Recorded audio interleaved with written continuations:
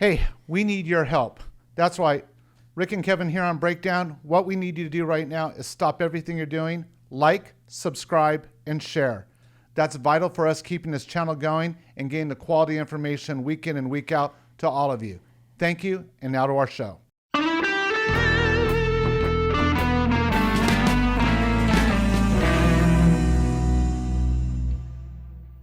The first two words of the motto of the California Rifle Pistol Association is be safe. Today, we're going to unpack that through the lens of gun shows here in the state of California and why it's so important to fight for them. Kevin, in past couple of years, we have seen the far extreme left try to go after many parts of the gun culture here in California that we've talked about on previous programs. And this fight to go after gun shows is really interesting because it seems to be an isolated group in San Diego that's trying to move this, along with Todd Gloria, the former assemblyman, up and down the state. And we have two target areas right now, Orange County and Ventura, and I think we need to unpack why gun shows are so important and why all of these misstatements about them being these dens of evil are patently false, and there's no records to back that up. Well, yeah, and I think it's important to understand that if you are not a part of a community, it's pretty hard to understand what actually goes on within it. We've got a lot of taboos or bugaboos or whatever you want to call it surrounding the firearm industry and firearms specifically in general. If you don't know about firearms, particularly if you haven't really done a whole lot of research, if you're not a part of the community, it'll probably seem like there's not a whole lot of safety going on. But the fact of the matter is, it's the exact opposite. I was actually very surprised, sort of diving deeper into the firearms community, just how much of a presence safety actually is. It's in every single presentation. It's in every single training. Mm-hmm. It's at every single event. And this is what, we really need to end up putting forward, is the fact that, law-abiding gun owners take responsibility for safety, and they put a huge emphasis on it. I want to start off with one of the first things a gun owner does, and that's purchasing a firearm. And there's some lies right there that our own lobbyist Roy Griffith has pointed out with people like Senator Min here in Orange County. And those are like, well, there's loopholes. There are no loopholes. That's a lie. That's just a talking point that they think if they say it enough, people will believe it. But when confronted, folks, with Public Records Act requests, not once, but more times than I have fingers on my two hands, not one of those were answered by these politicians that allege these things. And think about it. If it's such a, no pun intended, but bulletproof argument, then produce the evidence. But they can't, because there is none. Here's the facts. When you purchase a brand new firearm, it comes with a manual. And the first pages in that manual are about firearm safety. And you're told, with nice stickers on the outside the box and inside the box and often on the handgun itself, read the manual, learn about the safety. And then those people go to trainings, as we both know, that they find out about at gun shows to learn safety. Yeah, but Senator Min and a lot of these activists aren't going to get anywhere near that information because, as he made very clear at the last Orange County Fair Board meeting, the closest that he's going to get to a show is being offended because somebody handed him a flyer for one. So I think we need to understand that we're arguing from two different books here. So if you're not going to open yourself up to that kind of information, you're going to have no idea that it exists. Well, I think we need to unpack what you just said because that's on record. Min's, statement that I'm offended because someone invited me to a gun show. I will praise a former member of the Game Commission when a couple of years back was hearing some negative things about hunting dogs. And to Anthony Williams' credit, he actually went to a hunting dog training session, came back to that commission, I think like 6 weeks later, and said, completely wrong in my attitude towards it. When I got out there, saw what the dogs were doing, saw the handlers, saw the families involved. We've been lied to by a lot of groups out here who have obviously never been to one of those. And for the record, it wasn't like, we catered some event to them. We gave them a list of events. No one knew which one he was going to show up at, and he did. And I think that's important because we got a lot of politicians on a lot of subjects besides the Second Amendment making policy changes on things they've never experienced, their staff's never been to. So it's all made up. Yeah, and that's a huge testament to Anthony Williams, first of all, for being open-minded. That's another huge testament to him for speaking the truth once it was shown to him. But I think also the true testament belongs to the firearms community for continuing to do what they've always done, and that is practice safety, practice respect for the dogs, because ultimately, they're your partner out there. Right. So, the issue ends up almost being, or the challenge ends up almost being, how do we open people's eyes to this? Because if they are refusing to open their eyes, they're going to continue pushing these lies.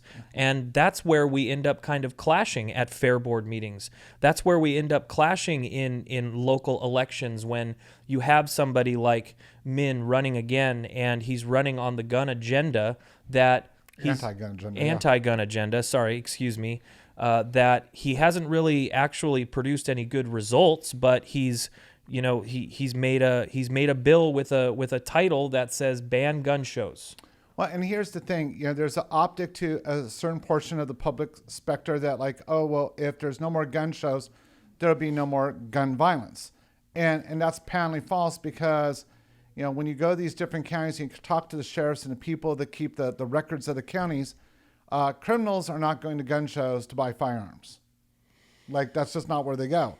So what he's actually doing when they try to get these things to happen is they're removing the ability for a lot of people to go on a weekend, learn, get educated, figure out what they need, be able to purchase. I would argue just about every day of the week, it's harder to purchase a firearm at a gun show than it is a gun store, because the rules are extremely tight, stringent.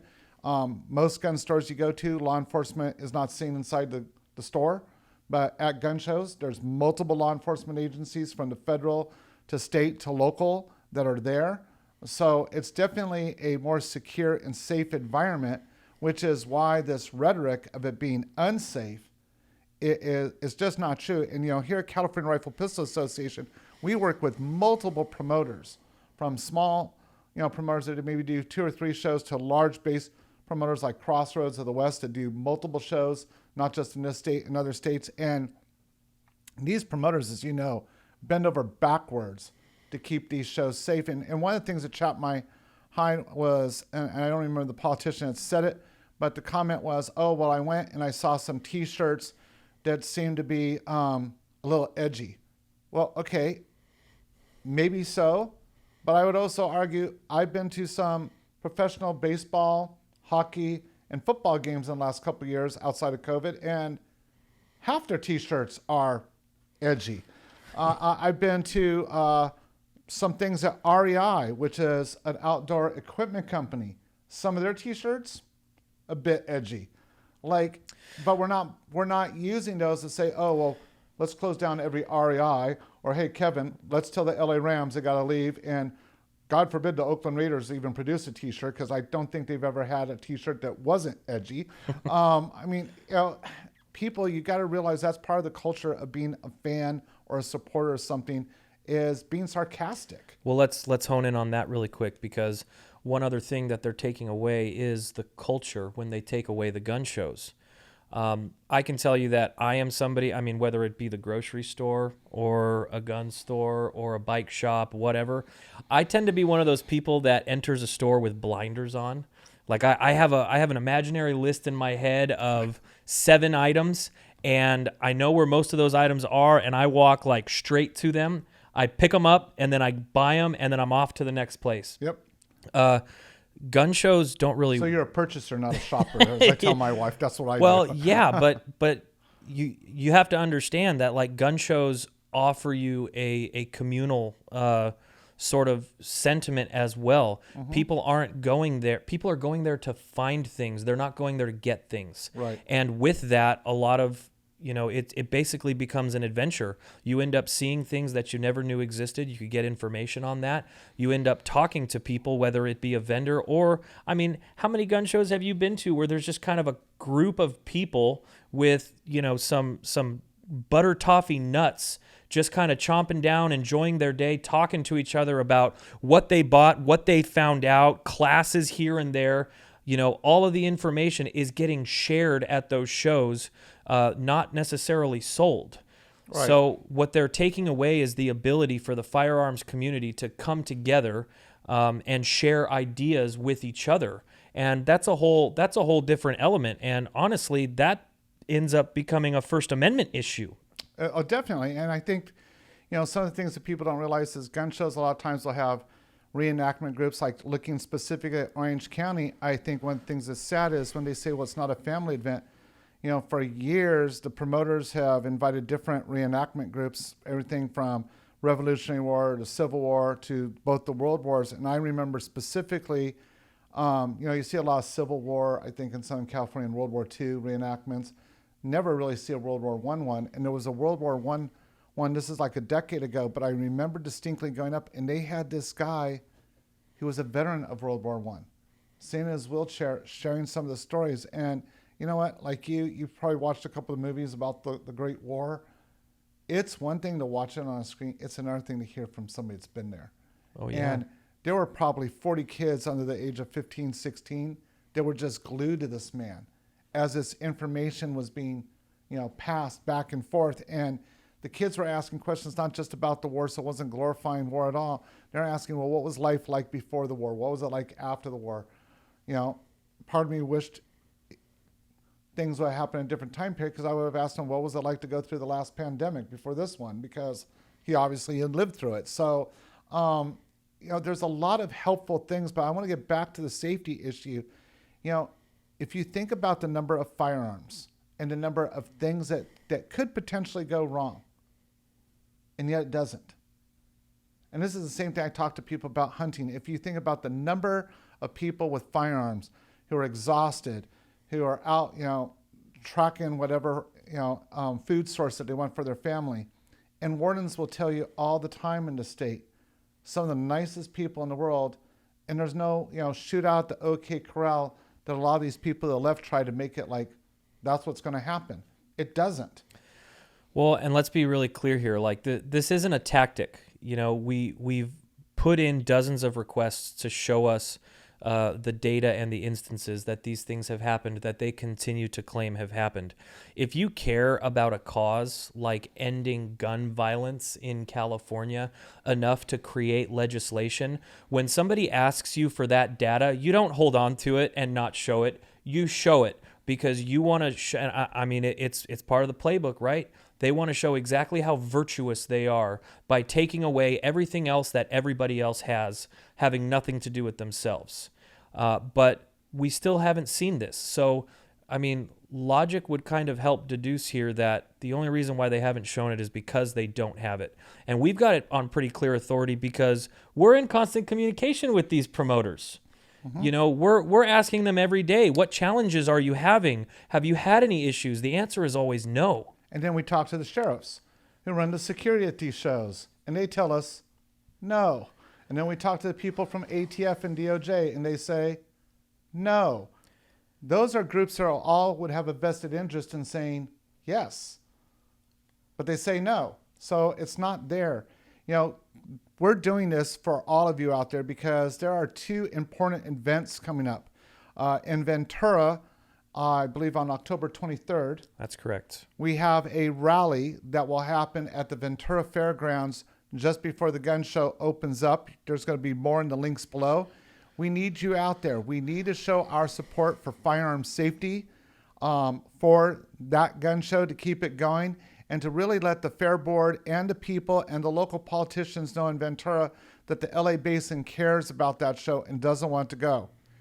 We have a secondary opportunity, and that will be in Orange County, I believe on the 27th of November.